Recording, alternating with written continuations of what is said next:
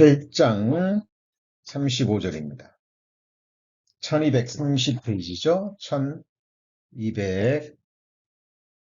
1230페이지 에스겔 48장 35절 제가 읽겠습니다. 그 사면의 도합이 1만 8천 척이라. 그날 후로는 그 성읍의 이름을 여호와 쌈마라 하리라. 예, 저희들 주의 이름이 가까움이라 라는 제목으로 계속 말씀 배우고 있습니다. 지난주까지는 우리 여호와 라파라는 하나님의 거룩한 이름에 대해서 배웠습니다. 자, 오늘은 에스겔 48장 35절에 게시된 하나님의 거룩한 이름 여호와 삼마라는 이름에 대해서 배우시겠습니다. 앞에 그 샴에 해당되는 그 뜻이 거기에, 그곳에, 그때에라는 의미를 가지고 있죠. 그러니까 하나님이 거기에, 그곳에, 그때에 계신다라는 의미가 되겠습니다. 이 이름이 게시된 역사적 배경에 주의하셔야 되겠죠. 제가 하나님의 이름을 배울 때 반드시 그 이름이 게시된 본문과 함께 역사적 배경을 살펴보았죠. 그래야만 우리 하나님의 이름을 바르게 배울 수 있습니다. 지금 에스겔서의 배경은 바벨론에 의해서 남유다가 멸망했죠. 그리고 예루살렘에 있는 성전은 불타버렸습니다. 그리고 나라를 다스리던 주요 인물들, 그리고 인재들은 모조리 포로로 잡혀가는 상황이죠. 절망과 피탄 중에서 하나님께서 에스겔 선지자를 통해서 이스라엘의 회복과 함께 다시 예루살렘 성읍에 성전이 세워지게 될 것을 지금 환상으로 보여주십니다. 그리고 그 성전이 세워지는 성읍의 이름을 주시는데 그 이름이 바로 여호와 삼마. 의미가 뭐라고요? 여호와께서 거기 계신다라는 의미입니다. 여호와께서 거기 계신다. 여호와 삼마라는 그 이름과 또 연결되는 신약 성경에 게시된 이름이 있죠. 마리아의 남편 요셉에게 하나님이 예수라는 이름과 임마누엘이라는 이름을 가르쳐 주셨죠. 저에게 잉태된 자는 성령으로 된 것이라 아들을 낳으리니 이름을 예수라 하라라는 그 이름을 계시해 주시고, 그리고 이사야 7장에 나와 있는 그 예언의 말씀을 하시면서 처녀가 잉태하여 아들을 낳으리니 이름을 임마누엘이라 하라. 번역하면 무슨 뜻이에요? 하나님이 우리와 함께 계신다라는 의미를 주셨죠.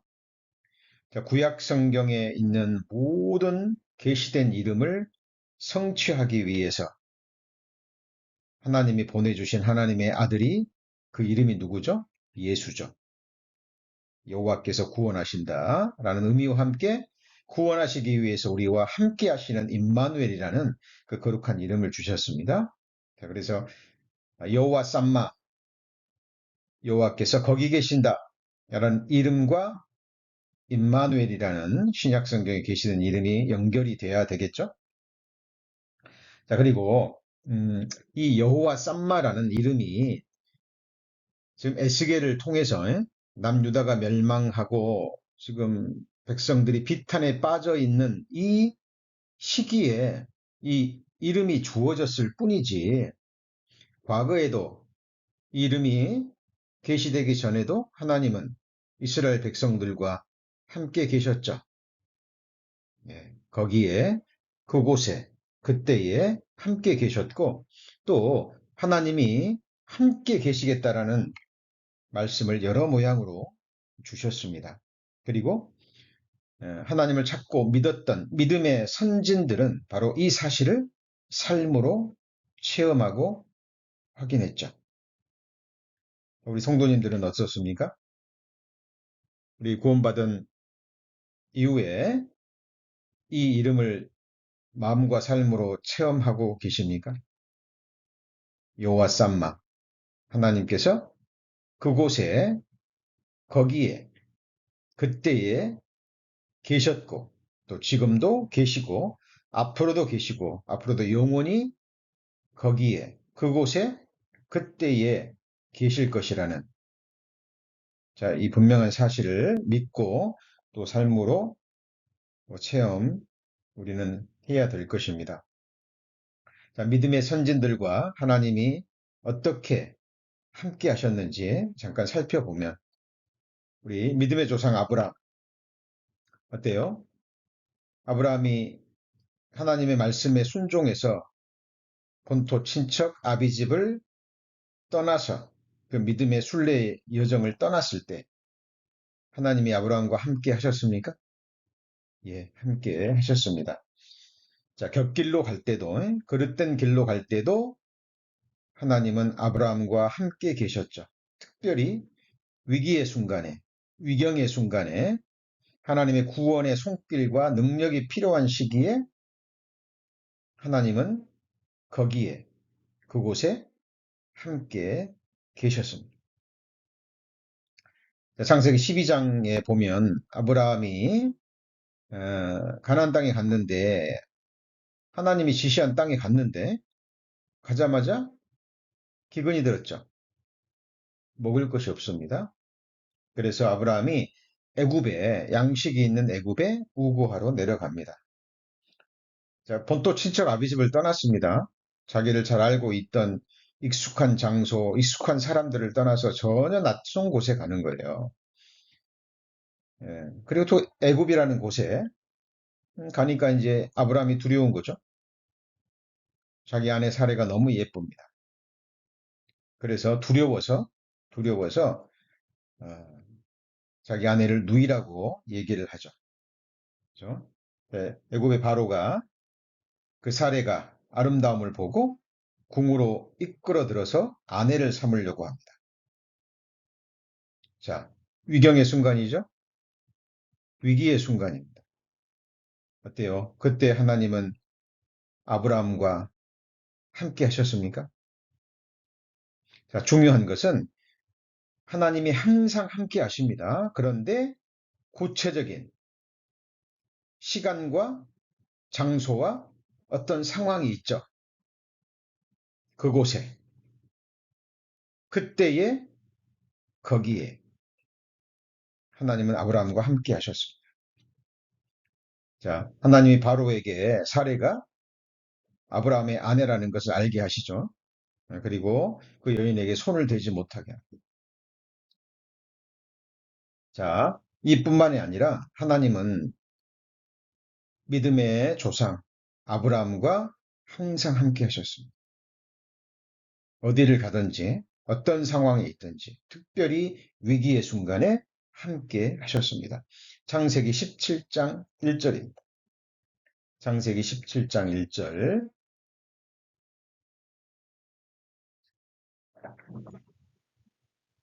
자, 아브라함의 99세 때 여호와께서 아브라함에게 나타나서 그에게 이르시되 나는 전능한 하나님이라 너는 내 앞에서 행하여 완전하라 라고 말씀하셨습니다. 여기서 주목해야 될 부분은 내 앞에서 행하여 완전하랍니다.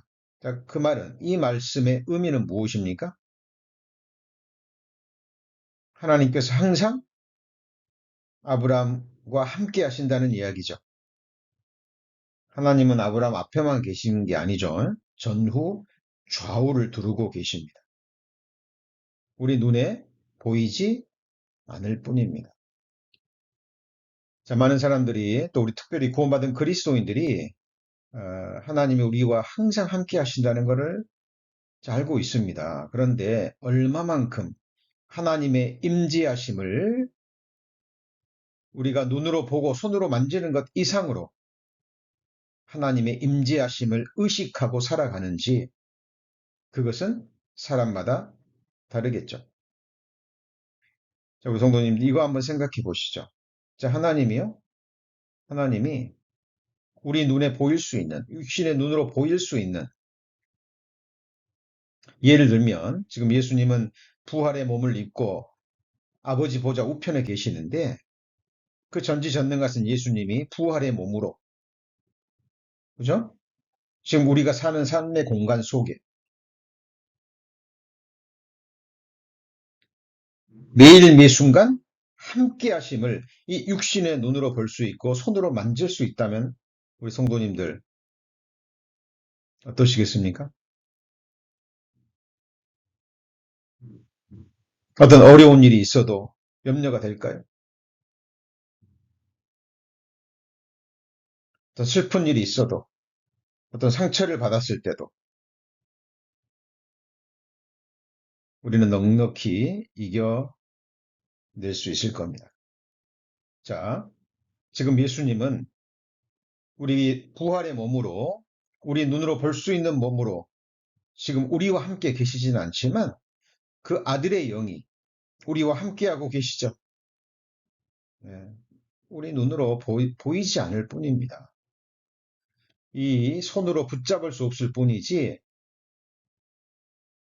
제3위 하나님, 아버지의 영이요, 아들의 영이요, 성부 하나님과 성자 하나님과 동격이신 성령 하나님께서 우리 안에 내주하고 계시고 항상 함께 하십니다. 특별히 우리 성도님들이 어려운 시기에, 위경의 시기에, 힘드실 때, 외로우실 때, 또 많은 아픔이 있을 때, 염려가 있을 때, 병중에 있을 때, 어떤 두려운 상황이 펼쳐질 때, 하나님은 그곳에, 거기에, 그때에 함께 하십니다. 자, 여호와 쌈마라는 이 거룩한 이름이 언제 주어졌다고요? 에스겔 선지자한테 주었잖아요. 에스겔 선지자는 자, 남유다가 바벨론으로부터 두 번째 침략을 받을 때 청년의 나이에 25세 때 나이에 바벨론으로 끌려 포로로 잡혀갑니다. 그러니까 지금 상황은 비참한 거예요. 주권을 잃어버렸죠. 성전은 불타버렸죠. 나라를 다스리던 인재들은 다 포로로 잡혀가 버린 그 상황 속에서 하나님께서 예루살렘 성읍에 다시 성전이 세워지는 것을 환상으로 보여주신 거예요. 이 성전, 에스겔서에 기록된 하나님이 에스겔에게 보여주신 성전은 우리가 어떤 성전이라는 거 배우셨죠? 우리 요한계시록 배울 때 배웠죠? 이 에스겔 성전은 언제 세워지는 성전입니까? 천년 왕국 때 세워지는 이 땅에 하나님의 왕국이 실제로 가시적인 왕국으로 예수님이 지상 재림하셔서 모든 인생들이 볼 수 있고 만질 수 있는 몸으로 통치하시는, 그죠?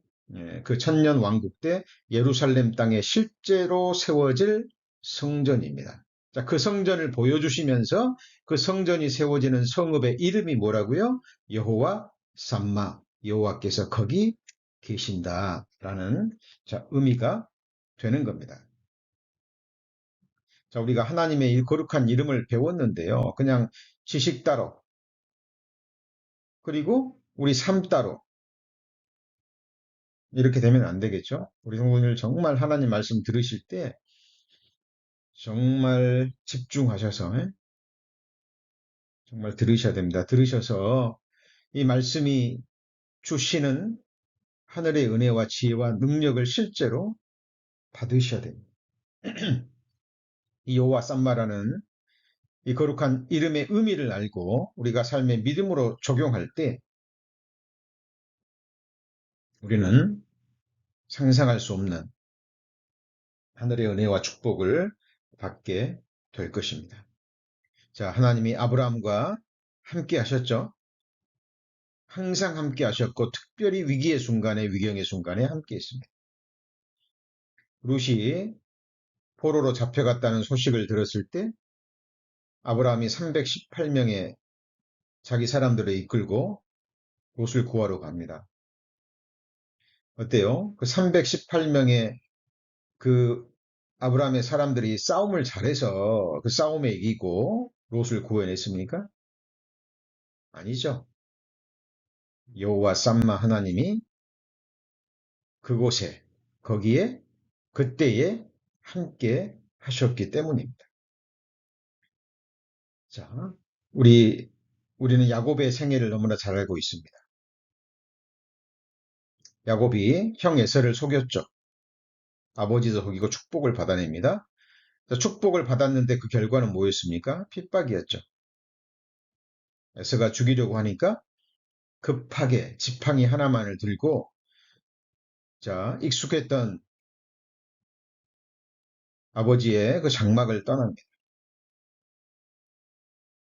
밧단 아람에 있는 삼촌집 라반 집에 가는 과정에서 해가 져버리죠. 광야는 두려운 곳입니다. 무서운 곳이에요. 강도들도 있고 짐승들도 있고.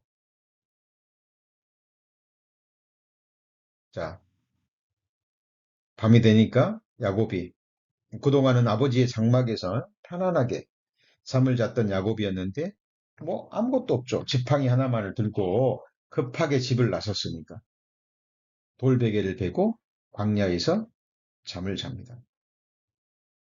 자, 위기의 순간이죠. 얼마나 힘들고 또 외롭고 두려웠을까요?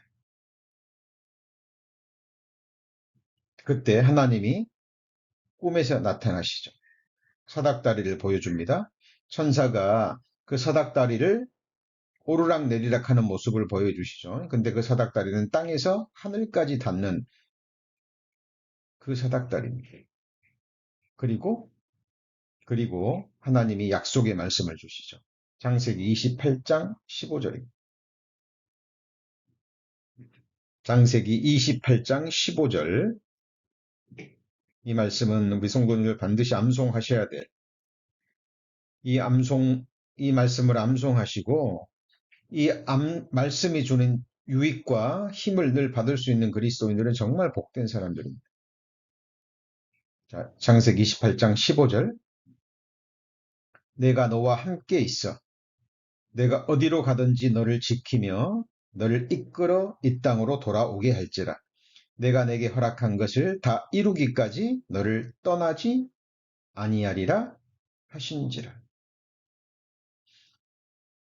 자, 구원받고 얼마 안 돼서요. 자, 이 말씀을 읽으면서 너무 감사해서, 너무 기뻐서,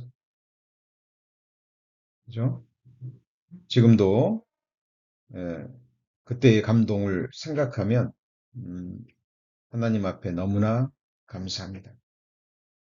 자, 그때부터 지금까지 이 말씀이 주는 진액은 더욱더 깊어집니다. 말씀의 은혜와 축복은 한 번 받고 끝나는 게 아니죠.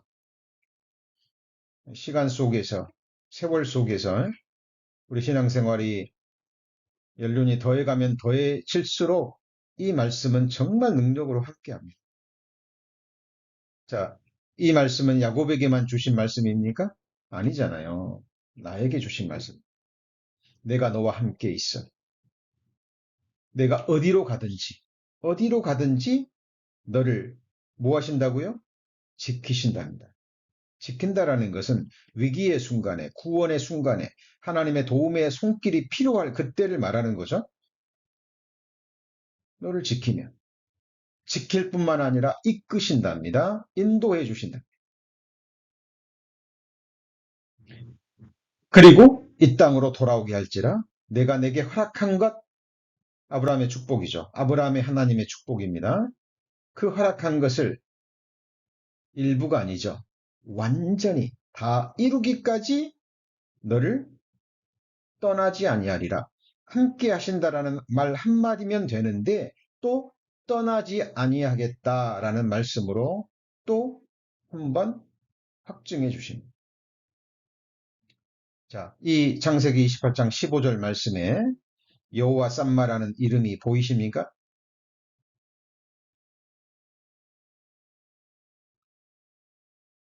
많은 사람들이 하나님의 말씀을 깊이 묵상하지 않습니다. 그냥 듣고 그냥 또 잊어버리고요. 암송하지 않아요. 왜 암송이 안 될까요? 마음에 계속 묵상하지 않으니까. 그냥 수박 겉핥기식으로 뭐 잠깐 좋은 말씀이네. 뭐 은혜가 되네. 그리고 또 잊어버립니다. 진짜 이 말씀은요. 토시 하나까지 깊이 깊이 생각하시고 정말 마음판에 새겨서 달려가시면서도 읽을 수 있게 하는 언제든지 순간 성령께서 터치하시면 이 말씀이 생각나서 말씀이 주는 은혜와 능력을 받을 수 있도록 그렇게 하셔야 돼요. 내가 너와 함께 있어 내가 어디로 가든지 너를 지키며 너를 이끌어 이 땅으로 돌아오게 할지라 내가 내게 허락한 것을 다 이루기까지 너를 떠나지 아니하리라. 얼마나 감사. 그리고 이 말씀은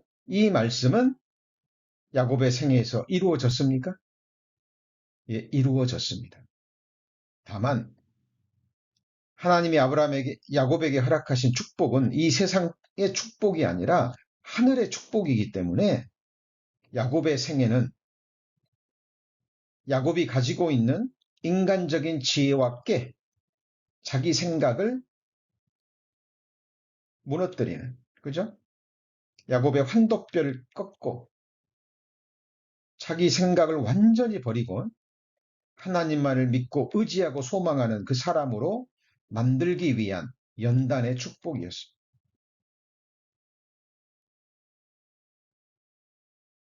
아브라함의 하나님의 축복을 받았는데 인생 말년에 험악한 삶을 살았다고 고백하잖아요. 그러면 축복이 아니죠. 우리 성도님들이 인생을 다 마치고요. 죽기 직전에 돌아보니까 험악한 삶을 살았어요. 그러면 축복이 아닙니까? 아닙니다. 아닙니다. 하나님의 알곡은요. 정말 탈곡기를 통해서 천국에 가져가서는 안 될 그 모든 것들을 이 땅에서 하나님이 벗기고 짐승으로 말하자면 각을 떠서 껍질을 벗기고 각을 떠서 데려가십니다.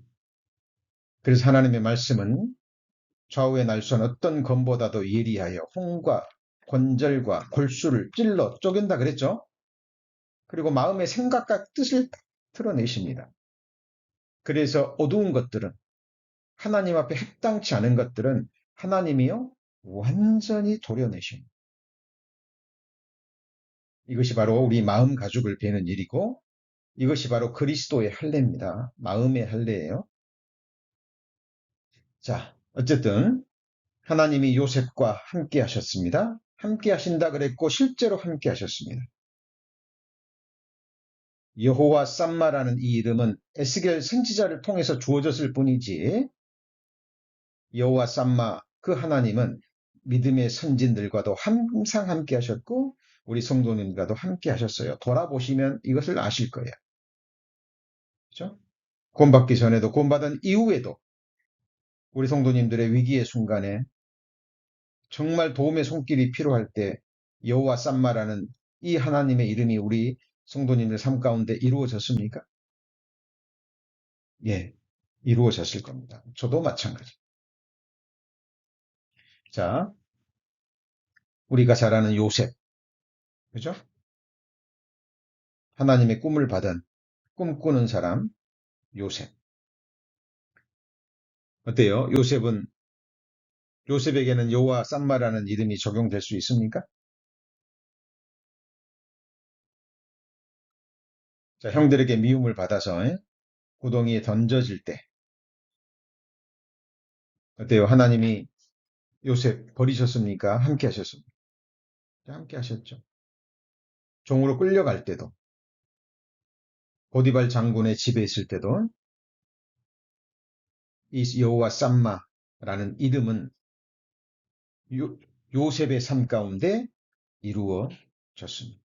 감옥에 던져졌을 때 하나님 앞에 믿음을 지키기 위해서 유혹을 이겨냈는데 주어지는 결과는 성폭행범으로 몰려서 감옥에 던져지는 거였죠.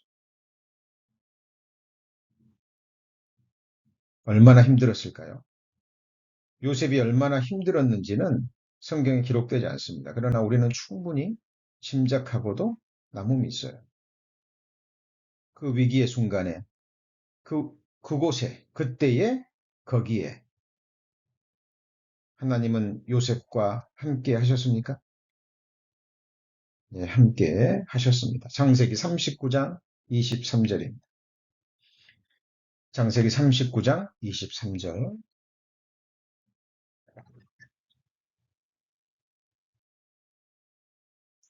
창세기 39장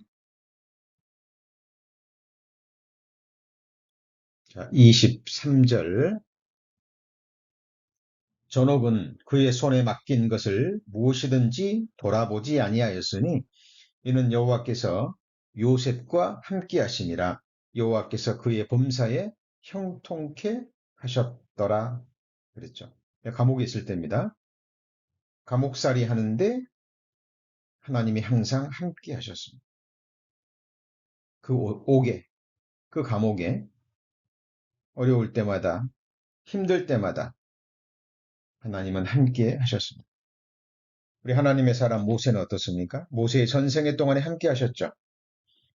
자, 3개월 동안 사람들의 눈을 피해서 모세의 부모가 모세를 키울 때 하나님이 모세와 함께 하셨죠?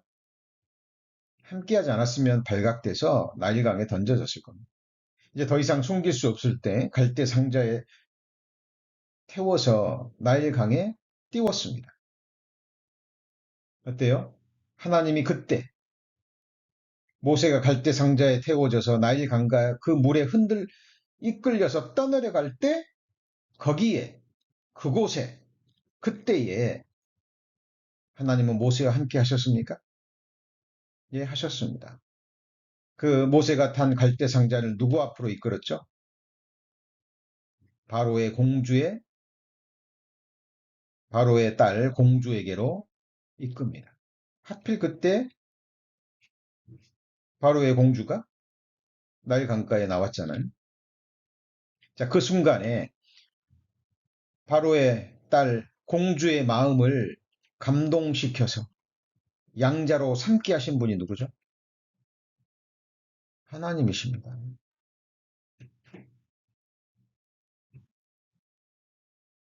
자, 하나님이 모세를 부르실 때 40년 동안 미디안 광야에서 양을 칠 때도 또 애굽에 들어가서 10가지 기적을 일으키고 홍해밭에서 이적을 일으키고 그리고 광야에서 40년 동안 이스라엘 백성들을 인도할 때 모세가 얼마나 힘들었을까요? 얼마나 마음이 아팠을까요? 얼마나 마음이 괴로웠을까요? 그 위경의 순간에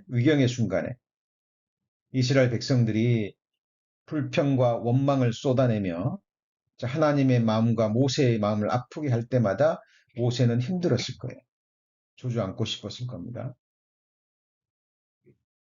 그러나 모세는 하나님이 작정하신 그 길을 끝까지 걸어갈 수 있었습니다. 이유가 무엇이죠? 여호와 쌈마 하나님이십니다. 그때마다 하나님은 모세와 함께 하셨습니다. 우리 믿음의 성리자 다윗은 어떻습니까? 다윗이 아비 이새의 양을 칠 때 곰과 사자가 와서 그 어린 양들을 물어갈 때 다윗은 어떻게 했죠? 버려뒀나요? 그러지 않습니다. 그 양을 지키기 위해서 그 양을 다시 사자의 입과 곰의 그 손에서 입에서 꺼내기 위해서 달려갔다 그랬죠. 곰과 사자와 싸웠다 그랬습니다. 성경은 거짓을 기록하지 않습니다. 다윗이 무슨 힘이 있었겠습니까? 하나님을 향한 믿음밖에 없었어요. 양을 지키고자 하는 그 마음밖에 없었죠. 어때요? 다윗이 그 어린 소년이 사자와 곰에게 달려들 때 그때에 그곳에 거기에 누가 계셨습니까? 하나님이 함께 계셨어요. 그래서 사자의 입에서 곰의 발톱에서 어린 양을 건져낼 수 있었던 거예요. 그것을 체험했죠. 다윗은 삶으로. 그죠? 자기에게 주어진 일, 아버지의 양을 치는 자기의 주어진 그 직분에 목숨을 다해서 충성되이 행한 거예요. 그 체험이 있었기 때문에 여호와 삼마 하나님 그리고 만군의 여호와 하나님이라는 이름을 체험했기 때문에 다윗은 골리앗 앞에서 두려워하지 않았습니다. 떨지 않았습니다. 사울 왕을 비롯해서 이스라엘 군대 얼마나 뛰어난 장수들이 많았겠습니까? 그런데 그 골리앗이라는 거인 앞에서 두려워 떠는 거예요. 하나님의 이름을 모욕하고 하나님의 군대를 모욕하는데도 아무 말도 못하고 떨고 있을 때 다윗이 뛰어나갔죠. 왜요? 여호와 삼마 하나님을 알고 믿었고 체험했기 때문에.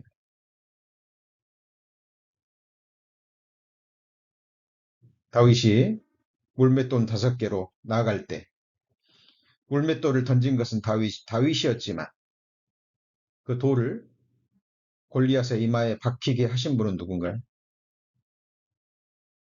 하나님이신 거예요. 그때 그러지 않았다면, 그때 그곳에 거기에 하나님이 함께 하시지 않았다면 다윗은 골리앗의 칼에 목이 달아났겠죠. 자, 다윗이 사울에게 쫓겨 광야에 거할 때 얼마나 위험했습니까? 그죠? 함께 하셨습니다. 다윗이 왕이 된 이후에도 수많은 전쟁에 나가 싸울 때 하나님이 함께 하셨죠.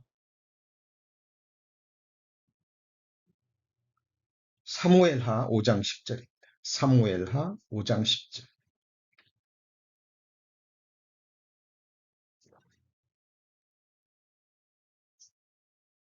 사무엘하 5장 10절. 만군의 하나님 여호와께서 함께 계시니 다윗이 점점 강성하여 가니라 그랬죠. 어때요? 만군의 하나님 여호와께서 다윗과만 함께 하시고 아브라함과만 함께 하시고 요셉과 야곱과만 함께 하시고 모세하고만 함께 하시고 우리 성도님들과는 함께 하지 않으십니까? 우리 교회와는 함께 하지 않으실까요? 자, 이 동일한 하나님이 그 하나님이 우리의 동일한 저와 우리 성도님들의 자 하나님이 자 되십니다. 사무엘하 5장 10절 만군의 하나님 여호와께서 함께 계시니 다윗이 점점 어떻게 됐어요? 강성하여 가니라 그랬죠. 그죠? 물론 다윗이 범죄할 때도 하나님은 그곳에 함께 하셨습니다. 그죠?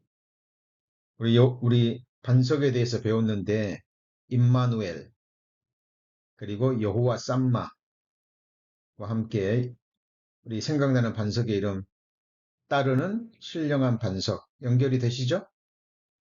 그렇죠? 그리고 다윗이 범죄할 때는 또 거치는 반석, 걸리는 반석이 되셨죠. 그렇죠? 그 길로 가면 안 되니까 하나님이 바른 길로 인도하기 위해서 함께 하셨습니다. 자, 하나님의 이름은 그렇게 연결이 되는 겁니다. 우리 잘 아는 엘리야 선지자 아시죠? 갈멜산에서 850명의 거짓 선지자들과 싸웁니다. 850대 1이에요. 엘리야가 그때 그렇게 담대할 수 있었던 이유는 뭘까요? 하나님이 함께 하셨어. 엘리야와. 그리고 엘리야가 승리하죠. 850명의 선지자를 다 죽입니다. 이제 아합과 이세벨이 하나님 앞에 회개할 줄 알았는데 그는 엘리야의 생각이었죠. 오히려 아합과 엘리사는 더 난폭해집니다. 엘리야를 죽이려고 하니까 엘리야, 그 용감했던 엘리야가 낙담해버립니다. 왜요? 자기 생각대로 되지 않았거든요. 그리고 도망가 버립니다. 로뎀 나무 아래서 지쳐 쓰러져 버리죠. 엘리야의 사역의 시기에 있어서 최대의 위기의 시기입니다. 위경의 시기예요. 이제는 충분합니다. 하나님, 이제 나 데려가옵소서. 내가 이렇게까지 하나님의 일을 행했는데 돌아오는 것은 이제 아합과 엘리야가 회개하기는커녕 그 악행을 버리기는커녕 그 하나님의 놀라운 역사를 보고도 나를 죽이려고 합니다. 이제 제가 더 이상 무엇을 하겠습니까? 충분합니다. 이제 데려가 주옵소서. 나 죽여달라 그 말입니다. 위경의 순간이죠. 위기의 순간입니다. 그때 하나님은 어떻게 하셨습니까? 엘리야가 가장 힘들 때, 지쳐 낙담해서 쓰러졌을 때 하나님은 그곳에, 거기에, 그때에 함께 하셨습니다. 열왕기상 19장 찾겠습니다.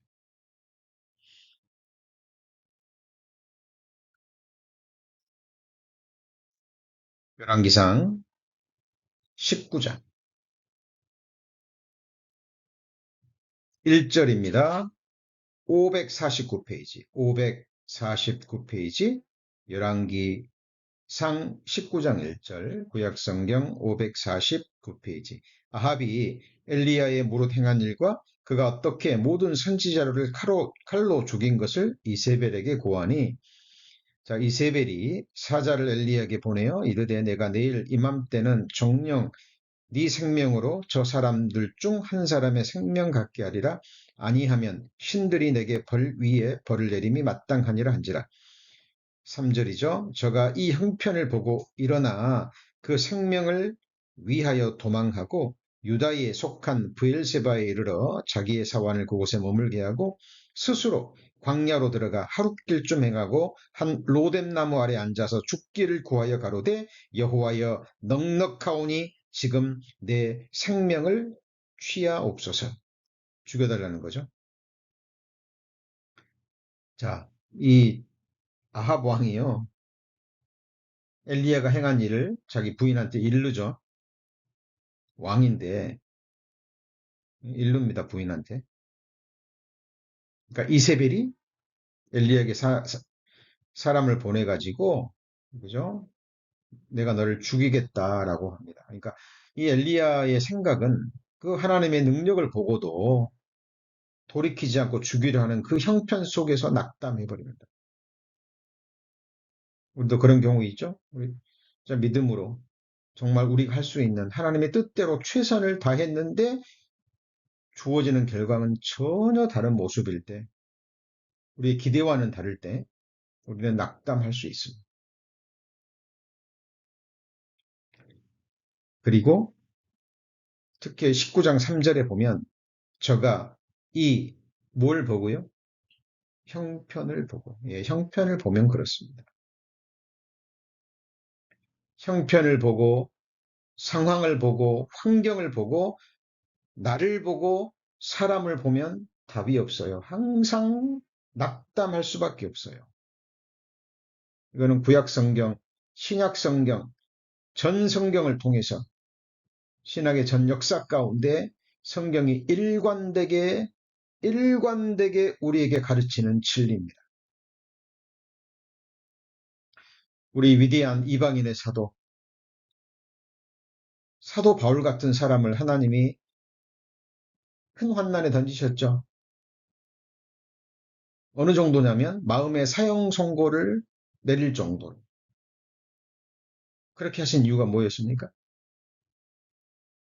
이제 다시는 자기를 의뢰하지 말고 죽은 자를 살리시는 하나님만 의뢰하게 하려고 그렇게 하신 거예요. 그래서 성경을 통해서 보잖아요. 그러면 하나님을 의뢰한다는 것이요. 이 머리로만 되지 않아요.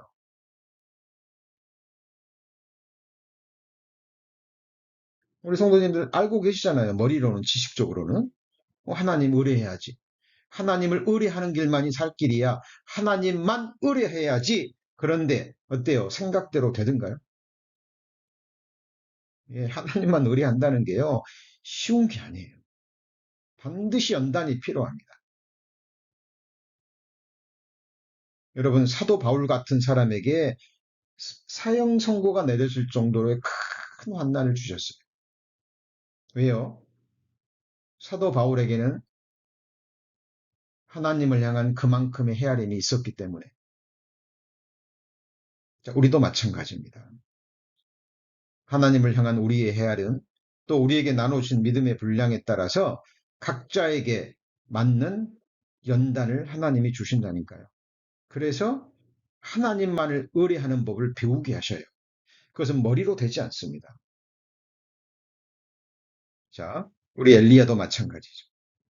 엘리야 같은 위대한 사람, 아합과 이세벨 앞에서 굽히지 않고 850명의 선지자와 싸워서 승리했던 위대한 엘리야 선지자가 낙담해버립니다. 위기의 순간이죠.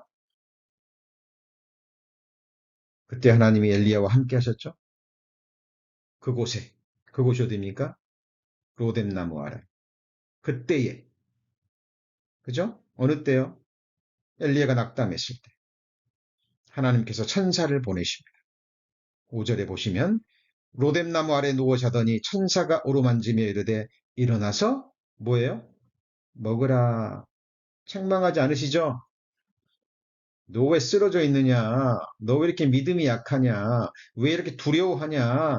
하나님이 너와 함께 하시는데 왜 네 목숨을 위해서 도망가냐? 책망하지 않으셨습니다. 일어나서 먹으라. 어루만지시면 천사를 보내서 하나님의 손길로 어루만져 주신다니까요. 그리고 숯불에 구운 떡과 물 한 병을 주십니다. 먹고 마시고 다시 뭐하죠? 자게 합니다. 여호와의 사자가 또 다시 와서 어루만지며 이르되 일어나서 먹으라. 내가 길을 이기지 못할까노라. 하나님이 엘리야를 통해서 이루실 그 사역이 예비되어 있죠. 한 가지 여쭤보죠. 하나님이 정하신 엘리야의 오메가는 무엇입니까? 우리 요한계시록 말씀 배웠죠. 나는 알파와 오메가요. 처음과 나중이요. 시작과 끝이라 그랬죠. 우리 성도님들의 알파와 오메가도 되시고 엘리야의 알파와 오메가도 되십니다. 엘리야의 오메가는 무엇입니까? 이렇게 로뎀나무 아래에서 쳐져가지고 낙담해가지고 여기서 죽는 겁니까? 하나님의 사역을 포기하는 겁니까? 아니죠. 하나님이 정하신 엘리야의 오메가는 죽음을 보지 않고 불병거를 타고 회립바람에 이끌어서 죽지 않고 하늘로 들림을 받는 거예요. 그리고 아직 살아서 해야 될 엘리야의 일이 남아있는 거예요. 한 가지 여쭤보죠. 우리 성도님들에게 나머지 생에 하나님이 맡겨진 사역이 있을까요? 없을까요? 우리 성도님들 뭐 하나님의 사역 그러니까 뭐 큰 거 막 생각하시고 막 그러시면 안 돼요. 예? 그러시면 안 됩니다. 우리 성도님 삶에 주어지는 가정에서 직장에서 주어진 이치에서 각자의 사역이 있어요.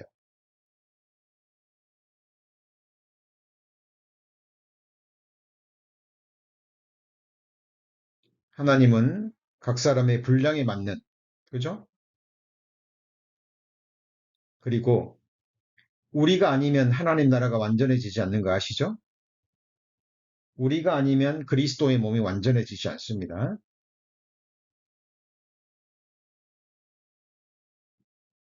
우리 성도님 한 분 한 분은 하나님 앞에 너무 중요해요. 자, 하나님께서 엘리야가 위기에 빠졌을 때 여호와 쌈마 하나님의 이름이 엘리야에게 적용이 됩니까? 적용이 됩니다. 다만 민족적으로 가장 위경의 시기죠. 북이스라엘도 멸망하고 남유다도 멸망하고 포로로 잡혀가고 온 백성들이 비탄과 낙담에 빠졌을 때 하나님께서 에스겔 선지자에게 이스라엘 민족이 회복할 것이고 지금은 이렇게 포로로 잡혀가고 성전이 불타고 멸망한 것처럼 보이지만 하나님의 선택된 백성 이스라엘 백성은 반드시 회복되고 이 불타버린 성전은 다시 예루살렘 땅에 세워질 것이다. 성전이 세워질 성읍의 이름이 뭐라고요? 여호와 쌈마라는 겁니다.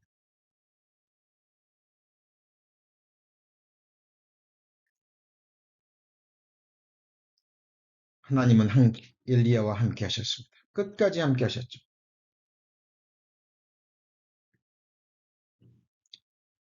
자, 에스겔 선지자는 2차 포로 때 포로로 잡혀가지만 1차 포로 때 잡혀간 사람들이 있죠. 대표적인 사람이 누굽니까? 잘 아시는 다니엘과 세 친구. 그죠?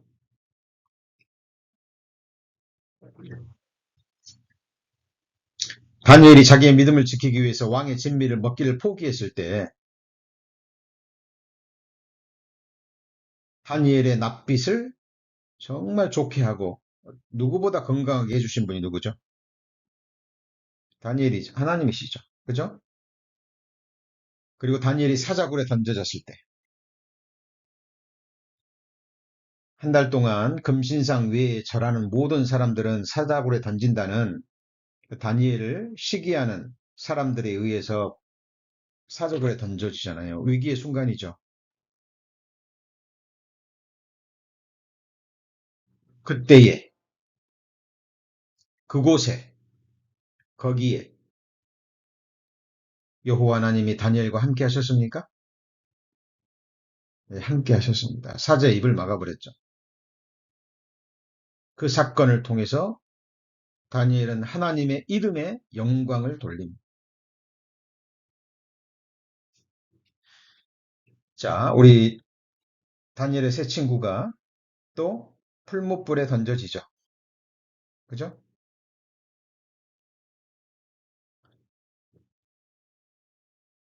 풀무불에 던져졌을 때 어떤 사건이 일어났습니까?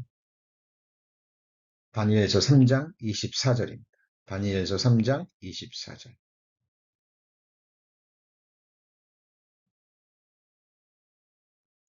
다니엘서 3장 24절입니다.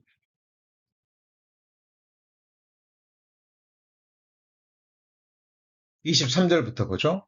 23절부터 다니엘서 3장 23절 1237페이지 1237페이지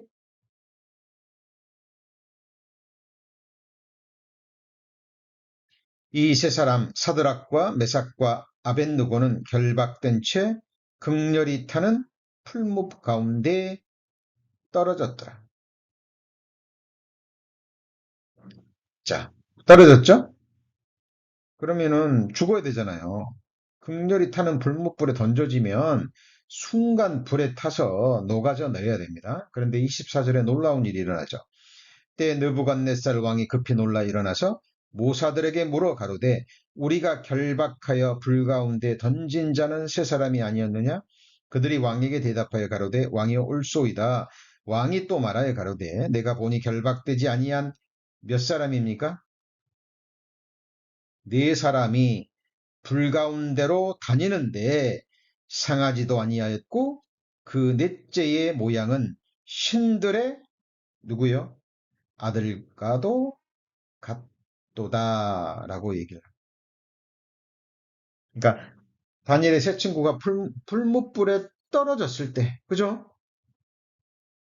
위기의 순간이잖아요. 정말 도움의 손길이 필요할 때, 그때에 그곳에 거기에 하나님이 함께 하셨습니까? 네. 신들의 아들 누구죠? 바로 예수 그리스도.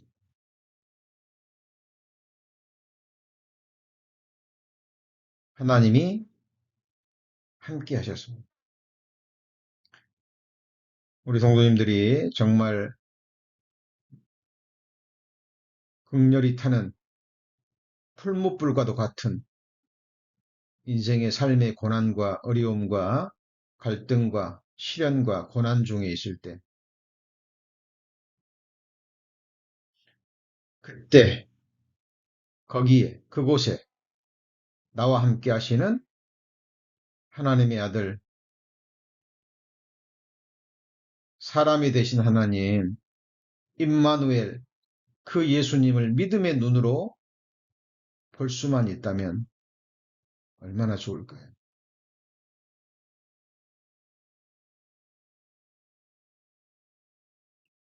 자, 우리 몇 주 전에 우리 계속 5주 동안 여호와 라파 하나님의 이름 배우면서 뭘 배웠습니까?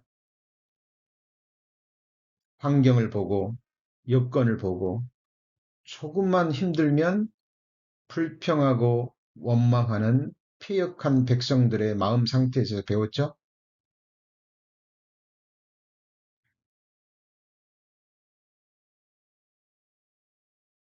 어때요? 이스라엘 백성 그리고 엘리야도 같은 성정이죠.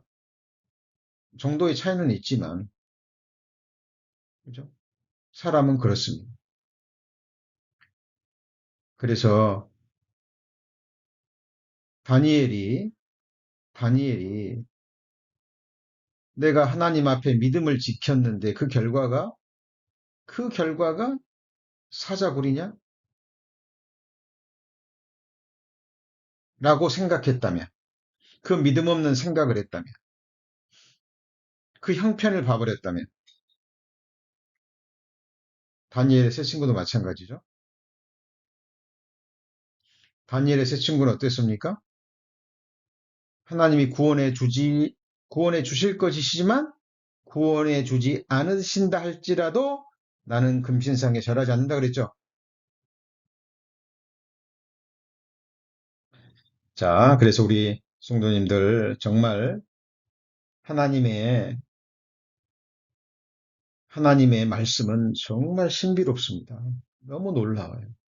그죠? 우리 여호와 삼마라는 이름 하나님이 거기 계신다라는 뭐 뜻을 알고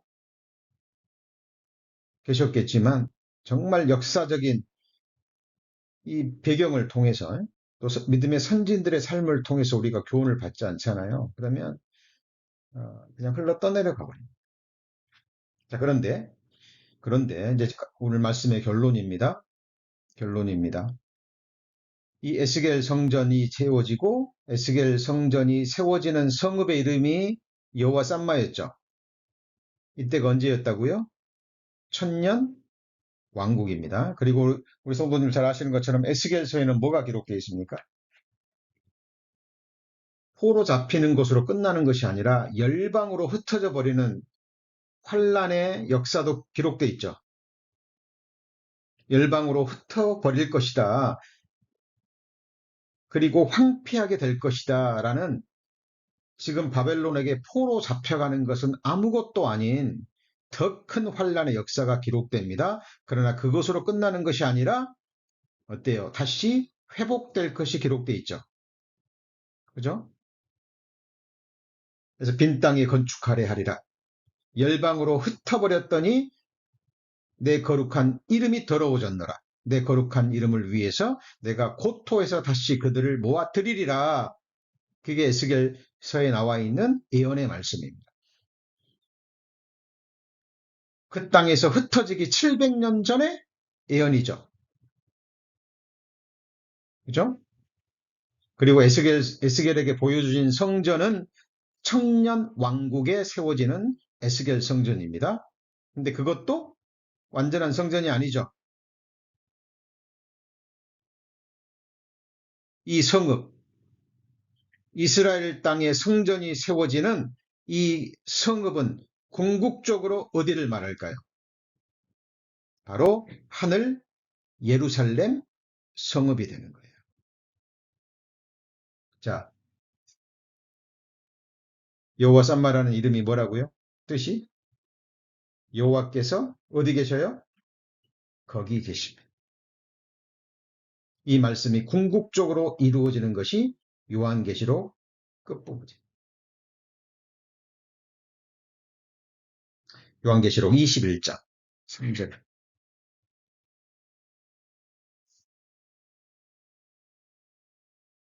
요한계시록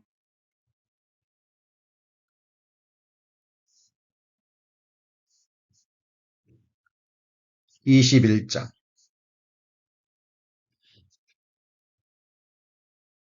1절부터 작습니다. 1절부터 또 내가 새하늘과 새 땅을 보니 처음 하늘과 처음 땅이 없어졌고 바다도 다시 있지 않더라. 또 내가 보매 거룩한 성 새 예루살렘이 하나님께로부터 하늘에서 내려오니 그 예비한 것이 신부가 남편을 위하여 단장한 것 같더라. 내가 들으니 보좌에서 큰 음성이 나서 가로되 보라 하나님의 장막이 사람들과 함께 있음에 하나님이 저희와 함께 거하시리니 저희는 하나님의 백성이 되고 하나님은 친히 저희와 함께 계셔서 모든 눈물을 그 눈에서 씻기심에 다시 사망이 없고 애통하는 것이나 곡하는 것이나 아픈 것이 다시 있지 아니하리니 처음 것들이 다 지나갔음이러라. 보좌에 앉으신 이가 가라사대 보라 내가 만물을 새롭게 하노라 하시고 또 가라사대 이 말은 신실하고 참되니 기록하라 하시고 또 내게 말씀하시되 이루었도다 나는 알파와 오메가여 처음과 나중이라 내가 생명수 샘물로 목마른 자들에게 값없이 주리니. 자, 방금 읽은 말씀 속에 하나님의 장막이 나오죠? 그리고 새하늘과 새 땅에 하늘 예루살렘이 나오죠? 하나님의 성읍입니다. 영원한 성읍입니다. 여호와 삼마라는 우리에게 계시되어진 이름이 어디서 완성이 됩니까? 새하늘과 새 땅, 새 예루살렘 성읍, 하늘 예루살렘, 저와 우리 성도님들, 교회와 그리고 하나님의 모든 성도들이 영원히 거할 영원한 거처, 영원한 집이죠. 다윗이 시편 23편에 말한 영원한 집. 예수님께서 요한복음 14장 1절 이하에 말씀한 하늘의 거처입니다. 이곳에서 여호와 삼마라는 이름이 완전히 이루어질 겁니다. 자, 성도님들 오늘 너무나 중요한 이름 배웠습니다. 여호와 삼마라는 이름이 언제 주어졌다고요?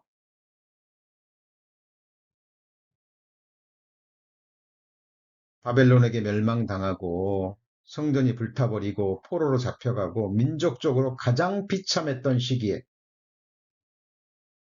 하나님께서 에스겔 선지자를 통해서 회복을 약속하시고 성전이 다시 회복될 것이고 그 성읍에 그곳에 하나님이 함께 하신다라는 여호와 삼마라는 거룩한 이름을 주신 겁니다. 자, 우리 성도님들 지금 가정에 우리 각 지체에 지금 말씀을 듣고 계시는 이 순간 그곳에 거기에 여호와 삼마 하나님이 함께하고 계십니까? 네, 함께하고 계십니다. 오늘 밤에 주무실 때도 내일 아침에 눈을 뜨실 때도 아, 어젯밤에도 주님 안 오셨구나. 또 오늘 하루를 또 은혜로 주셨구나. 힘들지만 고단한 세상살이지만 우리는 다시 나가서 믿음으로 싸워 이겨내야죠. 우리 육신과 죄성과 또 사탄과 악한 영들과의 치열한 전쟁을 하는 또 하루를 보내야 됩니다. 내일 또 어떤 유혹의 순간, 위기의 순간, 또 시련의 순간이 닥칠지 모르죠. 그러나 오늘 우리가 배운 하나님의 거룩한 이름, 여호와 삼마라는 이름을 알고 믿고 의뢰했다면 성령께서 생각나게 하실 겁니다. 바로 그 위경의 순간에, 바로 그 유혹의 순간에, 바로 그 시련의 시기에 그곳에 거기에 바로 그때에 하나님은 우리와 함께 계십니다. 기도하시겠습니다. 하나님, 오늘 에스겔 48장에 기록된 하나님의 거룩한 이름 여호와 삼마, 우리에게 주신 너무나 보배로운 이름에 대해서 또 배웠습니다. 하나님, 듣고 잊어버리는 참으로 어리석은 자가 되지 않기를 원합니다. 목숨보다 우리에게 주어진 그 이름을 소중히 여기며 그 이름을 욕되게 하지 않기를 원합니다. 우리 눈에 보이지 않을 뿐, 우리 손으로 붙잡을 수 없을 뿐, 하나님은 침 삼킬 동안도 놓지 않으시고 항상 우리를 지켜보시며, 특별히 우리 인생의 눈으로 볼 때 위기의 순간에, 고난의 시기에, 환난의 시기에, 유혹의 시기에,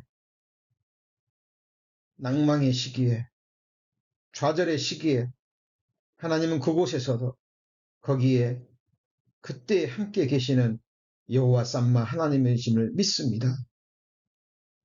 약속하신 새하늘과 새 땅에서 그 거룩한 성 새 예루살렘에서 완성될 여호와 삼마라는 이름을 우리가 잊지 않고 마음으로 품고 같은 믿음과 소망을 품은 믿음의 동역자들과 함께 끝까지 이 믿음의 순례의 길 걸어가는 주의 백성들 될 수 있도록 축복하여 주옵소서. 우리 구주 예수 그리스도의 이름으로 기도합니다. 아멘.